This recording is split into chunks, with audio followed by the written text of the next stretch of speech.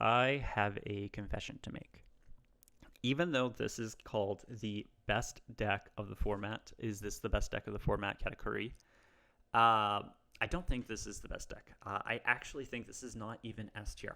I'm officially removing the tier list predictions from an S class deck to an A class deck. It is still probably top five, but I think the top five placement here would probably be the fifth best deck in the room. The reason why I am demoting it is because its matchup spread just didn't really actually get better. Whitebeard innovations are showing that Whitebeard still beats Katakuri and can still do very well into a lot of the decks in the meta, despite having a very different playstyle than what it did at this point. Also, with the decline in the usage of Whitebeard, Law has seemingly moved up proportionally, so the actual spread of winning to losing matchups is about the same. And unfortunately, Law and Newgate are still just really, really hard to beat. I would say that Law could potentially be a 70-30 split if they have the Bonnie in hand. If they don't see any Bonnie, then it's like a 60-40 split. But if they're seeing their Bonnie, which they probably will, you're basically losing that game no matter what. The only saving grace that you have is like being able to completely sack them with all of your triggers, especially the Thunderbolts to pop the Laws or the Monkey D. Luffy or the any of the other cards that they're planning on swinging with that turn or blocking with. You can just sack them with like double Thunderbolt. Something ridiculous has to happen for you to win that Law matchup consistently. Strucin is also something that is a decent way of countering or fighting against the Law matchup. But still, you just need everything to go right. They need everything to go wrong, and it is not a reliable matchup. In order to counter the Law and the Zoro matchups, to make those a little bit easier, I've run the max and reverse smoothie, which I'm not sure if this is the right ratios yet, but I just wanted to max out all of my triggers to try to keep up my board presence as much as possible. That way I'm able to consistently clear their board and get into that late game where I'm able to start dropping the big mobs back to back and not have to worry about him getting 4 or 5 life in a single turn. That being said, this deck needs to have a strategy going into every game. It's not as linear as it sounds on paper. Like on paper, and to an extent, it's true. You just want to turbo out as many of the 10 cost Big Mom as possible. But there's a caveat there. You don't want to be playing this card if you're not getting the max tempo out of that play. And what I mean by that is if you're playing the 10 cost Big Mom just to go +1 in your own life, you're not getting the max value, the max tempo that you could be if you're trashing their top life. So to get into positions where you're able to maximize your tempo, you really want to be swinging at their board, not their life. And then you're going to want to drop cards like your Linlin on curve. You're going to want to drop your 10 cost with them having a life. And if they are out of life, you're not dropping either of your Big Mom cards. Both of these are going to be sacked for triggers, or these are going to be sacked off of like your Shirahoshi to cycle through for more counters. These are dead cards at that point. Not always, but usually. Like there are some situations where you might play a 10 cost just to secure the win the following turn. Like let's say I would be playing this to get to 5 life. They have 2 cards on the board.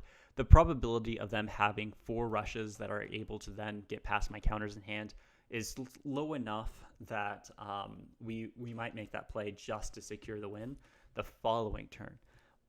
But in 99.9% of situations, we're not seeing that. We're seeing a situation where they have a full board or a near full board.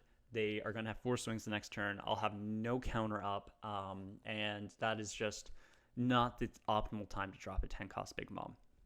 Likewise, Katakuri. Katakuri is often used as a removal card, but I don't think it's best seen as a removal card. It is best seen as a tempo card. We're using this to build tempo by establishing an 8k body that has 8 cost, which makes it pretty difficult to out with both red and black and blue.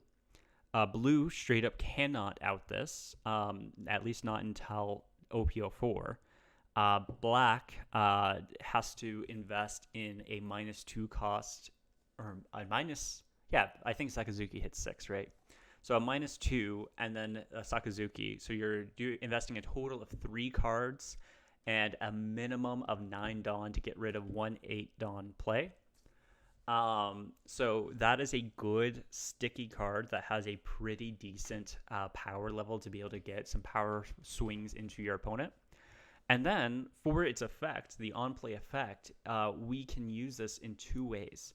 One, if we have a Big Mom, we're playing this on curve, and they're already down to 0 life, we can use this as a removal. We can hit that Law or that Kid or that big body like a Thatch or a Marco that's really sticky to the board. We can put that on top of the life, and then the following turn we hit it with the Big Mom. Or if they don't really have one of those like really sticky things on the board, and we don't have the Big Mom play planned for next turn, or we can already hit their life with the Big Mom and they only have like 1 life left, it might be to our advantage to, instead of hitting our opponent's character with the bounce, to bounce something on our board, especially if we have something like a Brûlé on our board. We can move that Brûlé to the bottom, which gives us an extra trigger blocker in the end, and prevents them from being able to just play a 5 cost and block a 5 cost to pop it. It's a little bit safer to have it at the bottom of your life, because then they're investing so much resources to be able to get you down to that last life that they can't really leave 5 or 3 open for a Vista or Marco to pop it. Likewise, if we have Shirahoshi on the board, we might want to play our Katakuri, establishing this big body, and then giving ourselves a Shirahoshi on life, which then allows us to cycle through dead cards in our hand and then continue pushing for advantage. So these plays, this in the case of the Brûlé, we're giving ourselves effectively 2 more resources for living longer off of a single establishment of the 8 cost Katakuri. And in the case of Shirahoshi, we're giving ourselves a +1 to hand and a +1 to life. So in both of those cases, that's a really good high value play. Whereas if you're just bouncing an 8 cost Kid just to swing into their life and give them an extra swing into life, that could allow them to survive just long enough to get into a position where they can kill you. So you really want to be careful with how you're playing the 8 cost Katakuri. You want to make sure you're playing these cards for tempo. The biggest weakness to this deck, I would say, is the sheer number of non-counter cards. So we have our 4 Parasparrow, 2 Katakuri, 2 of the 7 cost Linlin, and 4 of the 10 cost Linlin. These are all really powerful cards that I feel like still need to be played at these ratios, but having 12 non-counter characters along with the 3 Thunderbolt can feel kind of bad sometimes. At one point, I had 2 Thunderbolt and 2 Sovereignty, but I never found myself having the 2 Sovereignty open for using it in the late game. And in life, it's a -2 from hand to be able to get 1 extra life. And I just feel like having a Thunderbolt to remove 1 of their hits is better in most cases anyway. So, also the Thunderbolt helps remove Law, and Law can be very annoying in the late game. So there are times where we can have the Thunderbolt to make a late game push. All that being said, let me go find us some games, and we'll go from there. We have a game here against a Doflamingo. Right off the bat, our hand is not looking great. We're seeing 1 of the cards we wanted in trigger, and we're seeing 2 other non-counter cards that are late game plays. That just fixed everything. Going second with double putting in hand is a good start. And then we have the Daifuku, which we can play on the next turn, which is a pseudo draw to help us deal with the board pressure that he is going to start applying next turn. So that is actually pretty decent. Let's see what we can grab out the first one. Big Mom, freest draw ever. And then right into a second copy of Big Mom. Probably the best we could ask for. It's debatable whether or not it would have been optimal to go for the Parasparrow there, but I don't care. We did what we did. First life ended up being a smoothie, or sorry, not a smoothie, a pudding. He now has a 6k body on board. I think we still just go Daifuku and poke for 5.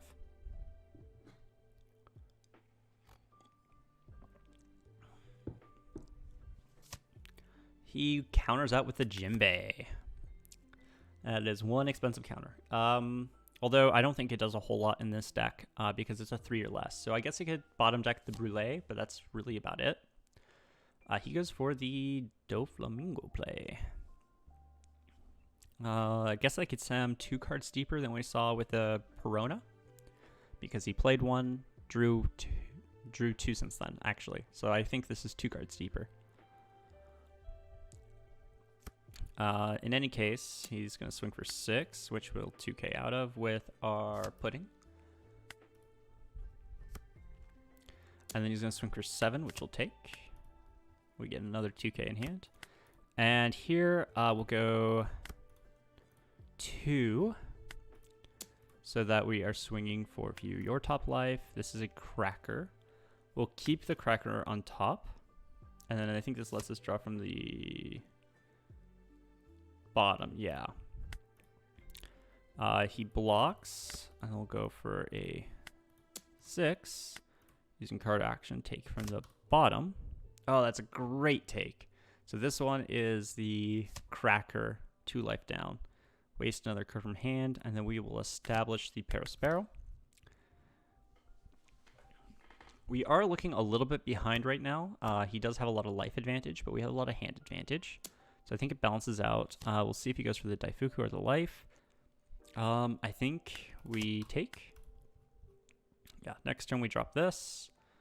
I'll probably get rid of one of these.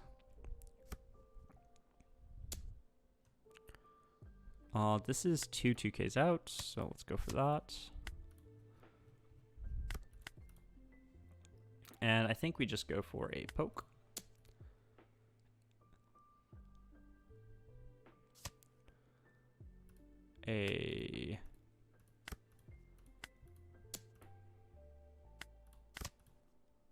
Oh, that's a bad take. Another one.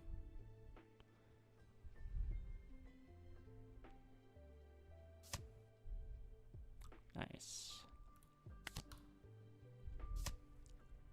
Nice. He does get a lot of swings here, though. It looks like he might be trying to go for game.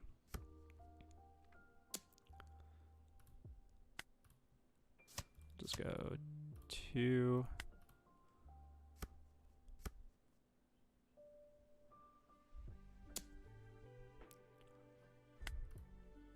$2K, $1K.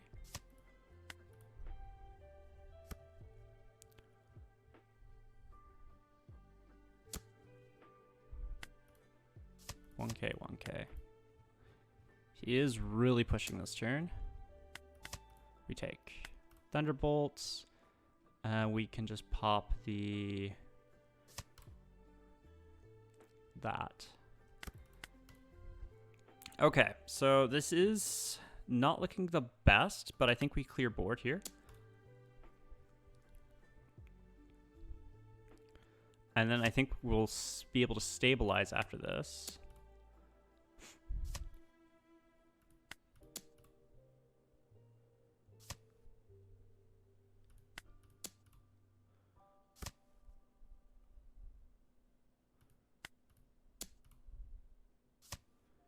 There we go. Now we play this. Trashing a 2K. So he only gets 1 swing this turn. And next turn I have 4 swings and another big bomb that I can play. He does get the boa back. Plays out the boa. Probably going to attach a Dawn there. Does he swing at life or board? He swings for life. We now have 2K counter in hand. So we'll just start turning things sideways. 1. Does he save it?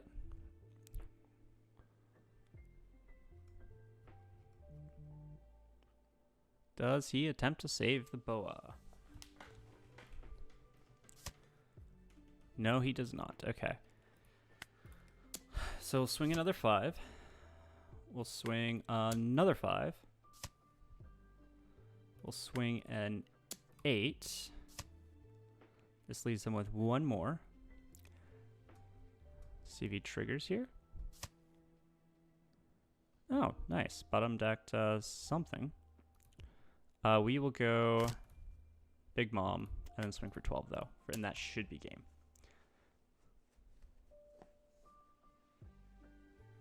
Yep, there we go. So, sorry guy, we cannot have too many of the same games. This game went pretty well. It looks really scary because they had a lot of tempo in the early game, but as soon as we were able to stabilize with the 10 cost Big Moms and start clearing out board, it started feeling a lot better for us. We made him waste a lot of cards trying to protect his units. We just focused on the board and not worry about what our life was doing.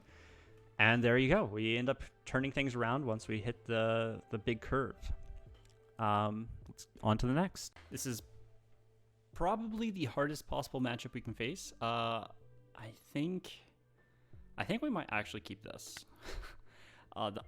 We got the Thunderbolt, we got the Brulee, we've got the Pudding for turn 1. So it could be a lot worse, and we don't want worse. Off of this, I'm between the Daifuku and the Sanji and another Brulee. I think we go Brulee here. And end turn. Next turn we could do swing. Swing and then play a Brulee. Ideally there we would want a Perospero, but beggars can't be choosers. The Strutsen also might have been a good play to get there. But I just wasn't seeing it. He goes Makino and Beige. Yeah, that would have been really good. Strutsen target. I swing at face for 5. He's probably gonna take, because he's playing Law, so he always takes. It's the right play. I play at the Brulee just because the Brulee is a safe thing to just kind of sit here until our 8 Dawn turn, or 9 Dawn turn in this case, where I can play the Katakuri, recycle it, put it to the bottom of my life. I think he's gonna have a hard time getting a lot of life off in the early game, so hopefully we can just pressure him down to where we get a couple of these big bodies out, and then we could do a Thunderbolt into just swinging for big damage before he is able to build a board of his own. We'll take, and we'll use this trigger here. I think we pitch... I think we're going to have to pitch the Thunderbolt, although I don't know if that's the right choice, but I think this is fine. And yeah, we're just going to go take a peek at my top life. It's a smoothie. We'll keep that on top. I'll do another damage, and then we'll play another Brulee. Building a wall of our own here. Because Bonnie's gonna find a Law, because Bonnie always finds a Law. That's the play. What does he get? Oh, Starter Deck Law. So that's the restand Law. A little bit worse.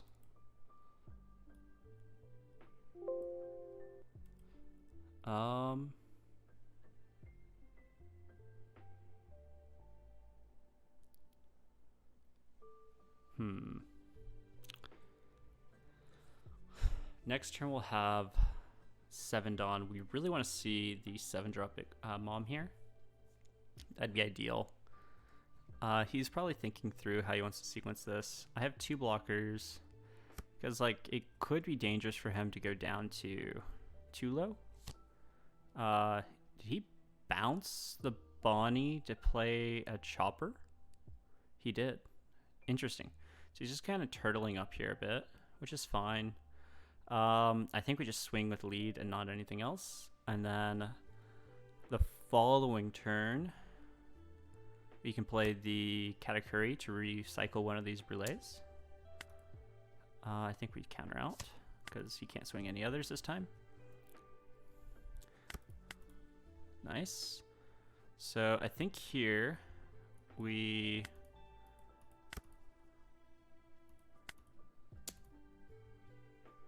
Turn its top life. Place that on top. He's probably going to just take. Well, you know he already has a restand law in hand. So there's no harm in giving him another restand law. He doesn't have any targets out right now. We have 4 life, so we're sitting pretty healthy. And then again, next turn we're going to play the Katakuri. The Katakuri will give us an option to do some other things. And he does counter out, giving us 2 cards, which is very nice. Information, we'll just play down the smoothie and pass.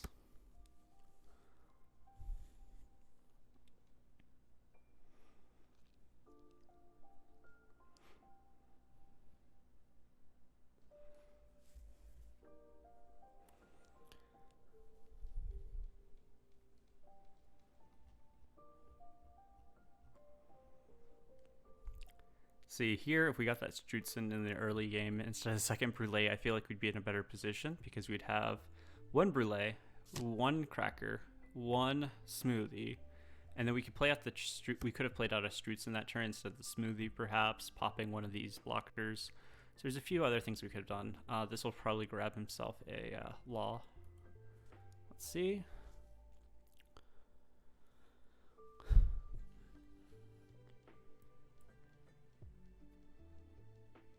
Looks like he is making a decision. He got a Zoro. Bounced the Bonnie back to hand to play the Zoro. Looks like he doesn't have any of the 5-drop laws in hand, which is a bit unfortunate for him.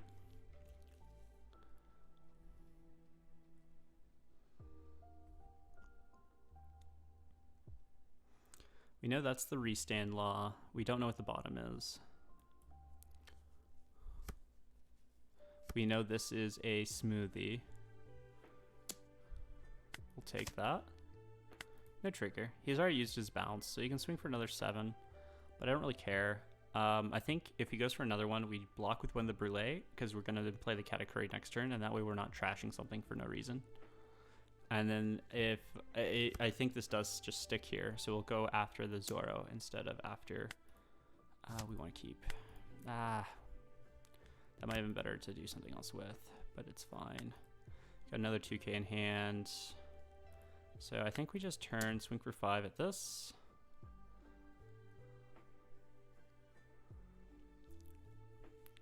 He has a lot of cards in hand, so we know he can counter out of this pretty cheaply. But he just takes it, so that's fine. We'll swing 5 into life, no card action, obviously. I'm hoping he uses a blocker here.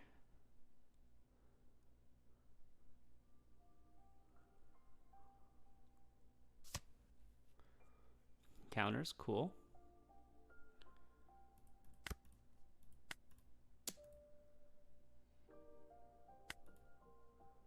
Place on bottom. So we now have a Brulee on the bottom.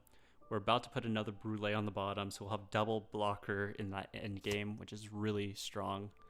And we got the Radical Beam out of him, so he's down 4 cards. Okay, this is actually not looking terrible. Bottom. So we have double Brulee on the bottom. Next turn we Big Mom, which is going to trash this top card.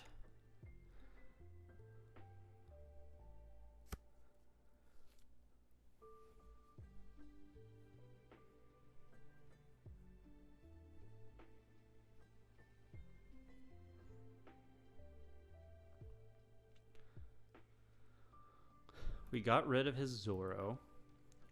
We have a 5, a 5, an 8, a 5 swing next turn. So that's 4 swings plus going for a Big Mom play. We have double Brulee on the bottom, so we feel pretty safe. He's got a Capone added to hand from that. It seems like he's still missing his Law. So this is kind of like, I feel like we're in a good position here, but this is kind of showing how wrong it has to go for your opponent for the matchup to feel bad. He literally has to have like no cards in hand and be missing the Law until this late in the game.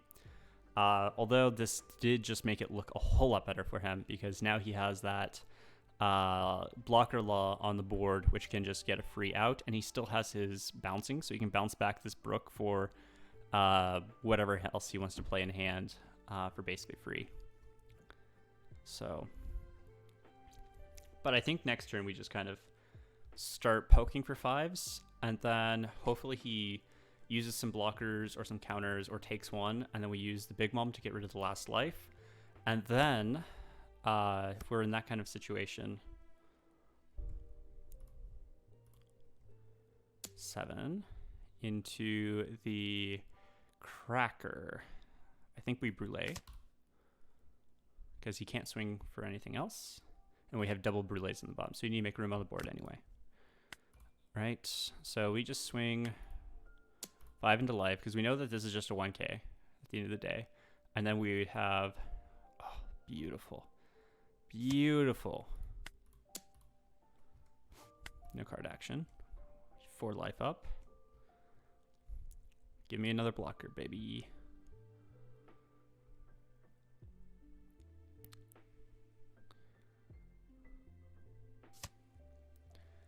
He gave me the Bonnie. That seems like the bad play unless he has another Bonnie in hand. Another one. Yeah, we have the double Brûlée down there, which is just, it makes me feel so safe. Gave me another beige. Okay. Let's see if he takes with an 8k or if he gives me another blocker. He takes, and obviously there's no trigger. We knew what that was. And let's see what the last card is. The last card is a 2k. Okay, so yeah, I would rather him have the restand instead of a 2k. We now have 5 life. He has 2 blockers left. He's going to have a hard time if he tries to get rid of the 8-drop Katakuri. He probably will get rid of these, especially since he has the restand law in hand now. And he probably wants to reduce my swings as much as possible, but we do still have 5k counter in hand and 5 life with double blockers on the bottom there. So I don't think we're in a dire situation by any stretch of the imagination. We'll see what he does, though. Nami, that's a good card.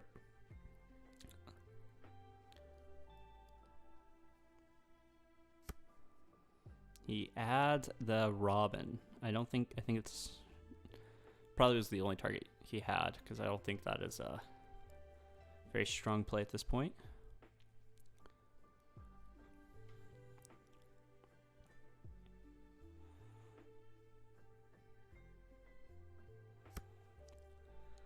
Seven. Does he go into life? 8.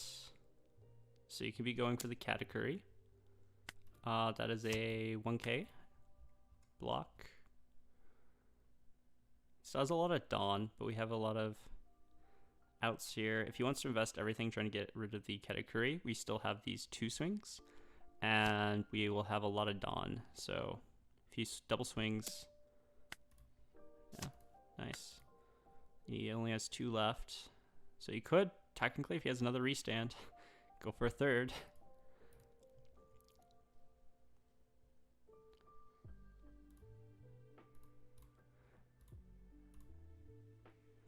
But now he only has 1 blocker alive at the moment. He does restand again. Does he swing? He goes for it. My man. I gave him 3 cards. He can out one of these 5Ks, but that still gives me an 8, a 12. However high I want to load up Cracker. He didn't even swing. He had a free KO on one of these, so that was a bit of a misplay on his part. But I think we just go... yeah, it's not a good spot for him. I think we just go 9. 1, 2, 3. Block.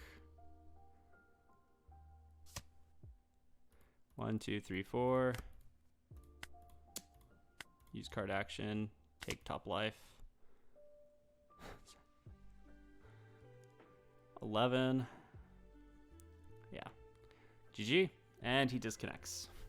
So yeah, that is the absolute hardest matchup we have. I think a saving grace there was the fact that our opponent just didn't really play that matchup very well at all. B, it seemed like he did not get into his law in the mid game, which is really bad because the whole point of what makes law so strong is being able to really out resource your opponents and bounce back the Bonnie and get a Bonnie and a Nami search like basically every turn. And here he obviously was not able to get that recycling done the way he probably would have liked. I think he does still have a Nami in hand, so I am curious as to why he played this down and went for another swing into the Katakuri. He also had a free kill on one of these two. It would not have made a difference, obviously, because we had so many resources still left. We had 5 Dawn, a 12k. He really needed to keep that law up. Probably should have gone and fished for some more events if he has them, or at least 2k counters.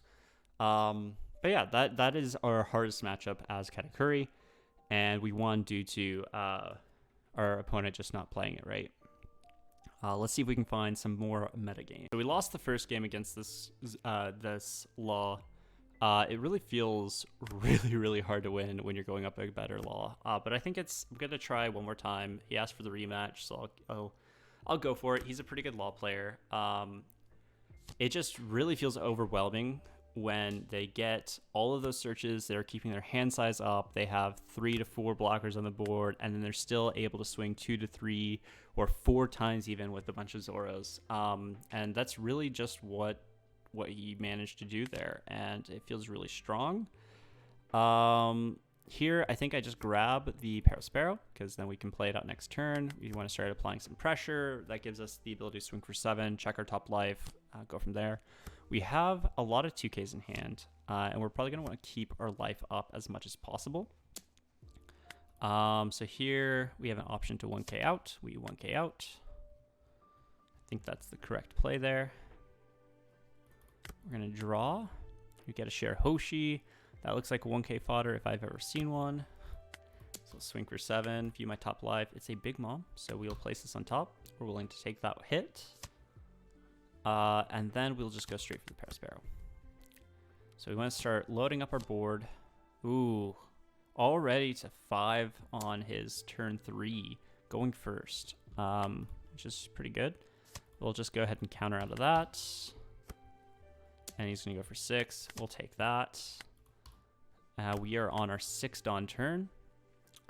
So we start with swinging 5 into Zoro. He just takes. We then will go 5 into life.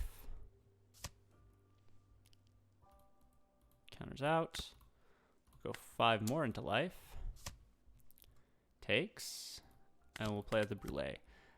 The reason for this is if we can draw into the Katakuri, which would be godlike, it would be really good to be able to put that Brûlée to the bottom of our life while establishing an AK body. And the Parasparrow play, the extra pressure there, removing a Zoro out of cycle, forcing him to kind of go for my board a little bit here is fine by me. We do get ourselves another 10 cost. He's just going to swing at life. We'll do our 1K out. Another 5 at life. We'll take. We got our Katakuri. So this is pretty decent. We'll just swing for 5 at the Brook. See what he wants to do.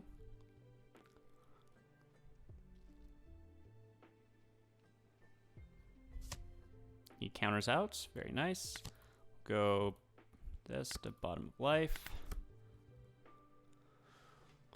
So now we have a Brûlée on the bottom. We have 4 life here. We have an 8k body. Next turn, we are going to go for the Linlin play. Because even if he hits us down pretty low, I think we're still fine. We'll take the first one. No trigger. We'll take the second one. No trigger. Third one, we will 1k out. We have everything we want to see in hand, so no sense in holding on to that. We'll do this. He does get another law out and does cycle through a lot of these Dodons. You get another search off. Look at this hand size. This is just absolutely insane. 1, 2, 3, 4, 5, 6, 7, 8, 9. Got a Nami off the Dodon. And we're bricked up with all of these non-counters. He doesn't know that yet. He probably will. We'll swing 5. If he blocks with one of these, we then just swing into those. He lets it die. We'll swing 8 into the brook. He might let it die. Yep. And yeah, we just go 10 drop here. Gets rid of a Zoro. That's 2 Zoros out of rotation. Usually, I think the standard is either 2 or 3 for most laws. So we could be safe from rush plays. We have 3 life. We have 2 2Ks in hand, another Big Mom. We have an 8K Katakuri on board. So we could Big Mom and then an 8, 12, 5, or probably 5, 8, 12. That might be an option. He gets a Radical Beam off the Nami, which is super. Chopper comes down. So yeah, he's just got loaded up on blockers. Oh, that's huge. That is a huge trigger. That you don't even have to think twice about that, right? Popping down a law with the trigger Thunderbolt for just a free 5k or 5 cost kill is huge here. He goes for the 6k swing. We will 2k out. And it's back to us. So I think we start with a 5 into Dodon. And then we just go 12 down, ditching the Bonnie. That'll be 8 into life. So he'll probably do a... Oh, he's going to do 2 2Ks. Okay. And here he'll just do a chopper. Like 90% sure he just choppers out. We have a Brûlé here. So he's got 4 swings on the board. 1, 2, 3. 1, 2, 3. And then blocked for the 4th. So, 5 now. So that is scary. He could recycle this and get potentially 2 out of this.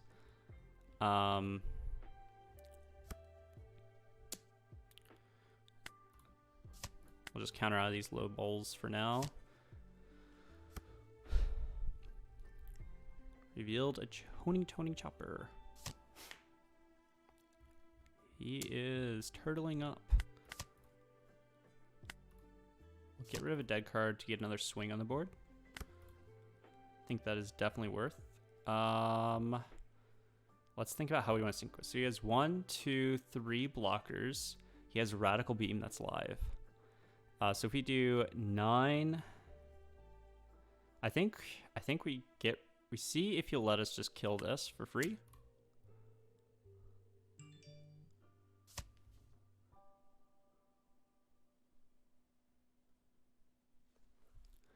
All right, he gave us that for free. So that's kind of nice. We'll do 11. Because that'd be a Rad Beam plus something else. 1, 2. We'll just do turn for 12. We'll turn for 12. Because that's a Rad Beam, a 2K, and a 1K, I think. So he'd be giving me, like, basically the whole hand. Yep. And I think we just go all in here. Can view our top life. Place on the top. That's 13. Oh, he had exactly 13. He should have countered out of the previous one. Good game. So, if you get a Thunderbolt in trigger and you just completely sack them at the end, you can beat a law. Or if they're just bad. But, yeah. Good game. Whitebeard. Just does not look like they want to give us any free wins tonight. We're selecting turn order. We want to go second. Even though I think the Strawbeard builds want to go first, I think. We still want to go second. Hand went from bad to worse. But it's fine. I'm fine. Oh, this is definitely Strawbeard. This is like the Strawbeard 12.0 type stuff. This is useless card. This is decent card. I think we just don't do anything.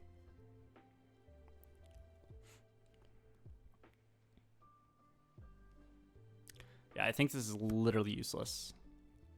Because, like, he just takes everything he wants. He just takes everything. And then, you battle it out at the end. Paraspero. That's probably the play. I don't think we swing. I think we literally just build board. Hope that we get 1 value Linlin. If he does drop some, like, what's it called? Rush Luffy and stuff, we might swing at those, but that's about it. Everything else, I think we just let happen. 2K outs. We want to stay healthy.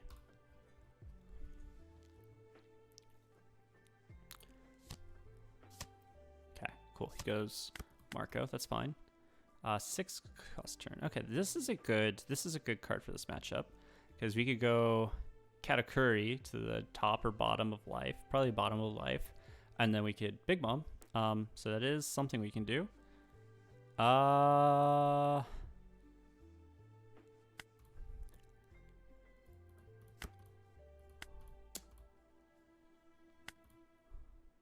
Play some bottom. We don't want that card in hand. He just takes, of course. We'll go for this. So we're upping the number of cards we have, right? Thatch is such a scary card, too. Another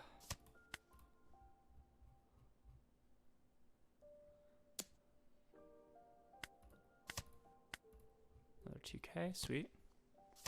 And he has one anyway. Of course he does.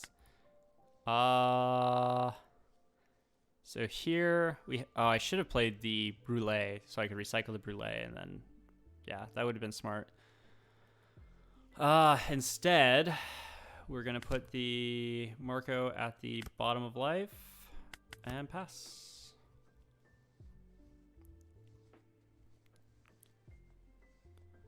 Good news. Get max value out of our Linlin. We're going to -1. We're going to trash that Marco, and we are going to add a life to ours. Bad news is that it's not really going to be doing a whole lot for us because he can just out us, like, super cheaply. Like, he gets 2 to 3 swings this turn. Like, if he has Rush Luffy here, he'll get us down to, like, basically no life. He just needs to turn card sideways. We're going to take that. We'll play the trigger. That is a beautiful trigger. He could have a 5-cost Marco in hand again, though. If he plays another 5-cost Marco, right, then he just outs the Brulee, and it's whatever. But he's not. He hasn't yet. Oh, he goes for vanilla. Double vanillas. Okay. So, we can go here. And then swing for 8 here. And then the following turn, we try to go for game. I think that's literally the only game plan we can do. Because he is 1, 2, 3, 4 plus a rush. So let's assume 5 swings. Okay? 5 swings I think is reasonable to expect. We have only 3K counter in hand. Meaning that if he just goes like 7, 7, 7, 8, 7, 7, 7, 8, like a 9, then we lose. But if he goes 6s, we have a chance. We do have the Brulee, so there is a chance, and we could trigger something. So there is a chance, especially if we have like a Thunderbolt in life. If one of these is a Thunderbolt or one of these is like another Brulee, we're golden. Next turn, I think we just go 10. 10. Well, first 6. And then maybe 8. And then 10. 12. And then whatever remaining Dawn, we load up onto the Katakuri and then swing. Assuming there is a next turn. He does go straight for the ace play. It looks like he's going to go after my board. This does give him like 5 swings that he can go into my Katakuri with. Let's take. Oh, that was a bad take, actually. That was a really bad take. I just didn't want to reveal that I have 2. I have a bunch of 1Ks. Take. It's a decent take. Perfect.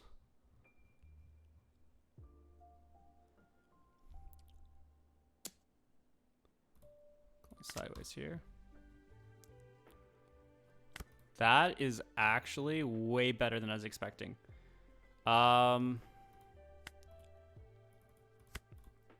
So I think we go 8.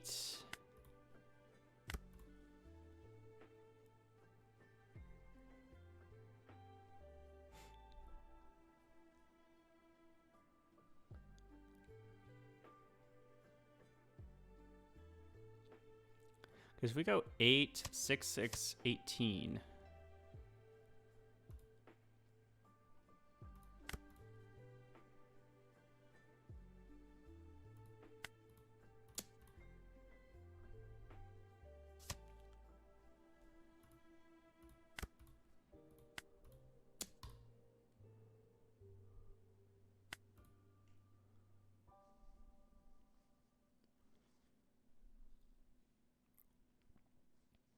We either win this turn or we lose. So we're hoping he does one more counter out, saving this chopper, which is rightfully so.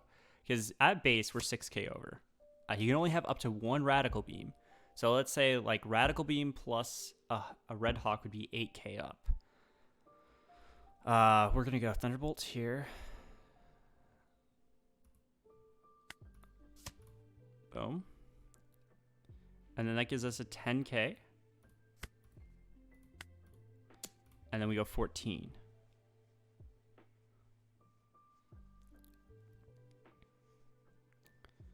And if he's got it, he's got it. If he doesn't, then we win. It's that simple.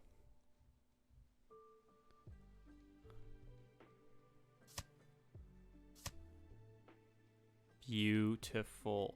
So Rad Beam and 2 2Ks is not going to be enough to do it. So I think we just win. Right? Because Rad Beam 4, 2 2Ks, that's 14. GG. Exactly enough to pull it off. Yep. Oh, good game. All the hard matchups today. He hits us with a rematch and then just disconnects. Finally, we run into a Zoro. We get an even matchup here. We are going to choose to go second. Oh, this is way too high end. We really want to have counters in hand. And this could be better. This could be worse. The Thunderbolt we really want to have in our life, not in our hand. But just because we have one in our hand doesn't mean we don't have at least one in our life. He goes for the Vista right off the bat. He'll probably be able to get some value out of the Vista. At the very least, he can Vista this pudding that I'm about to play down. Ooh, both of our Katakuris are here. If we bottom both of them, we'll never see the Katakuri. We have a Brûlé in hand. Brûlé is not going to be very useful, though, because he probably is running like 4 Vista for of the Marco. But that means that he still has to play Vista or Marco that turn, which cannot attack, which means could be wasting a little bit of Dawn. I think we grab a Katakuri because I'd rather have a Katakuri than not. You know what I mean?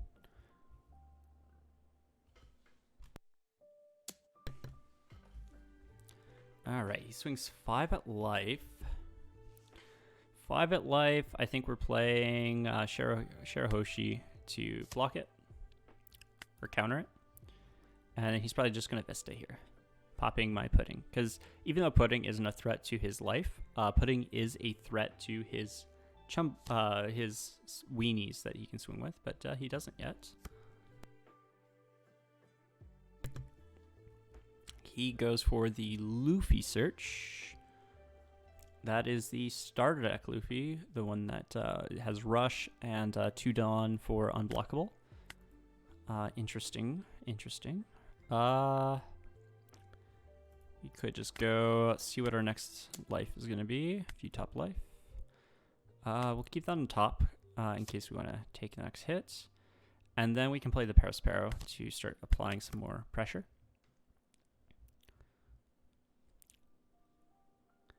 This might be better at the bottom. I don't know. It's only 1k counter. Oh, there's the Marco. I think we just counter out. I don't think we swing with this yet. I think we wait for him to do turn these other cards. So I'm just going to go 7 to life. View my top life. Place it on the bottom so I can see what everything else is. And then we'll play down the Cracker. Gordon into Vista is a 2-card combo that can take out these. Otama into Vista also would work. Otama Fire Fist could take out my whole board, which is kind of scary. So this is kind of greedy to be playing these out. But I am under the suspicion right now that he's playing a either very low event count or a no event count. So we are going to target that Marco after this. Actually, we're going to target it right about now. If he has it, he has it. If not, that is great value for us. Let's see. He doesn't revive. Yeah, he's playing the eventless build. I'm like near certain now.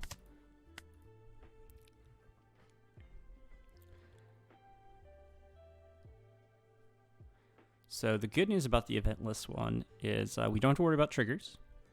And he is going to have a much lower... We don't have to worry about Fire Fist, which is very scary. Makino will start turning cards next turn. Next turn he has 6 swings. 6 swings next turn. So we can try to do something about this. I think we just start swinging 5 into life.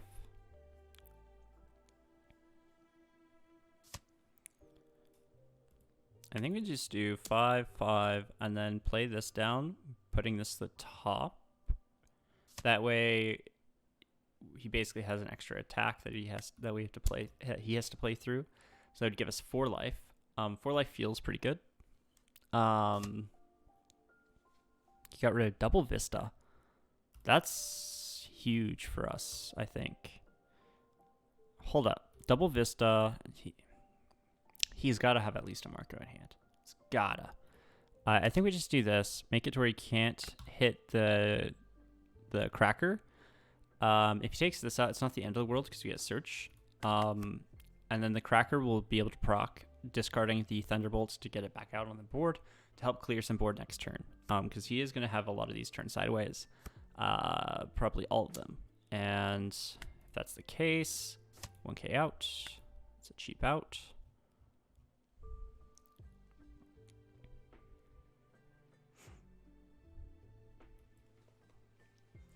Assuming we take a hit.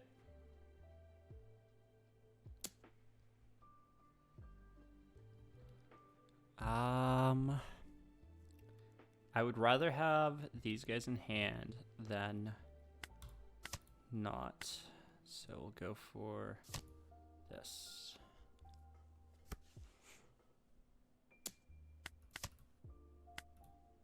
I think we might just push for game next turn, right? Assuming he cannot push for game this turn, because 1, 2, 3, we've got 2 more hits. We have a 2k. Oh, he goes for the blocker. We just have 2 life. Let's just turn this guy sideways.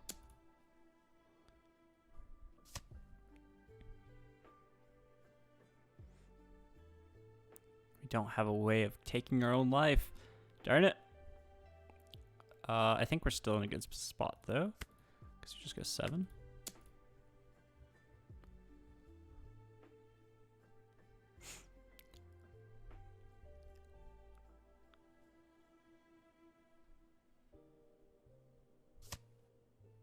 Two, 1. Nice.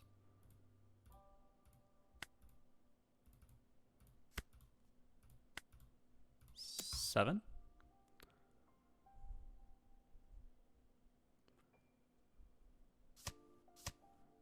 2, 1. Nice. Swing. Give my own top life. Place that on the bottom. We have a 2k on the bottom now. So he has discarded multiple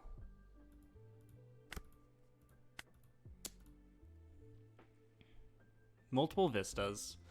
He has 2 Marcos in the grave. Nice. Does it die? It dies. I think it's safe. I'm not positive. I think this is safe. 1, 2, 3, 4 swings showing. He has a Rush Luffy in hand. So we have to beware of the Rush Luffy play. So block early, essentially.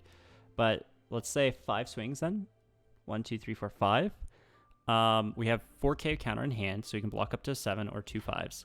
So 5, 5. So let's say 5, 5 or 6, 6. Block one of those. Ooh, the wipe here. I was not expecting the wipe here play. This puts him at 7, 8. He can go up to 9. But I think we just block because this is useless next turn anyway. And we still have a huge board. Yeah, we just block. Nothing else can swing. And he does have 7, but like that's only 7.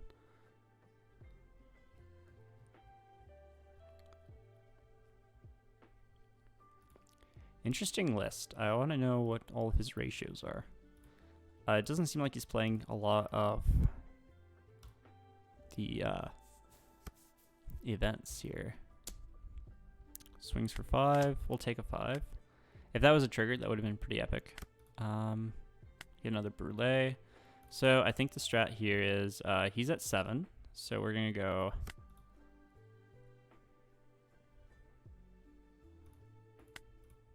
Seven.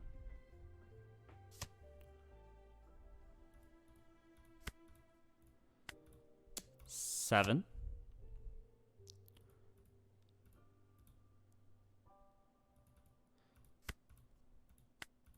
Seven. Takes.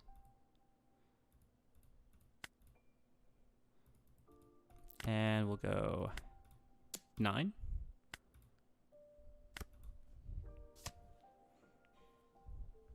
Nice. Very clean. So, as you can see, Zoro matchup, it really comes down to how well we're able to maintain our board. I think he could have been a little more aggressive. He didn't turn these sideways enough. But at the same time, if he did, he would have just lost them because I was keeping a pretty healthy number of characters on my board. But I think that's probably the last game here. We got a Zoro, a couple of log games in, a Whitebeard game. It seems like a pretty good representation of the meta, as well as seeing what this deck does when it like just goes against like completely off meta stuff. It really feels like it's unfair to bad decks. So yeah, that's it for Katakuri.